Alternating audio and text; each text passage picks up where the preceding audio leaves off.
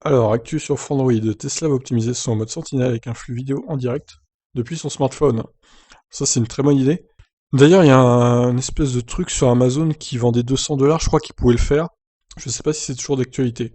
Je me rappelle plus du nom. J'en avais fait une vidéo d'ailleurs. À l'avenir, les propriétaires d'une Tesla pourraient accéder en direct au flux des caméras de sécurité du véhicule depuis leur smartphone. Une sorte de mode Sentinelle amélioré en somme. Un mode Sentinelle en live en gros quoi. En décembre, Tesla devrait déployer une nouvelle mise à jour, logiciel majeur, qui apportera avec elle tout un lot de nouveautés évoquées par Elon Musk au fil du millésime 2020.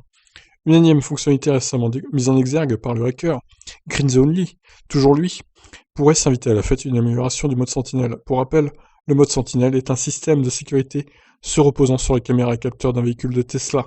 Il permet de surveiller ses environs à 360 degrés lorsqu'une potentielle menace est détectée. En l'absence du conducteur, il active même l'alarme lorsque la dite menace est considérée comme trop grave. En cas d'alarme enclenchée, l'utilisateur reçoit une notification sur son appli mobile. Il lui est alors possible de consulter les images enregistrées par les caméras, en les téléchargeant depuis une clé USB, ou un support de stockage tiers initialement installé et spécialement prévu pour conserver le contenu enregistré. Mais la donne pourrait complètement changer, selon Genzoni, qui s'appuie sur l'une de ces innombrables trouvailles dénichées dans la ligne de code du logiciel Tesla. Les utilisateurs pourraient, à l'avenir, accéder à distance et en direct aux caméras de leur voiture, et ce, sans même que le mode Sentinel ne soit en alerte.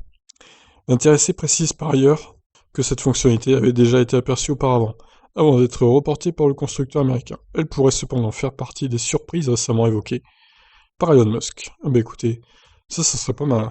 Par contre, ça risque de dépenser pas mal de contenu 4G, des datas énormément sollicitées, sûrement, si ça devait se mettre en place. Mais bon, pourquoi pas, hein. Ça permet de voir en direct, du coup, ce qui se passe autour de la voiture, et s'il y a besoin de sortir ou pas. Je pense que c'est une très bonne idée, moi. Je vous laisse réagir, qu'est-ce que vous en pensez? Ciao ciao.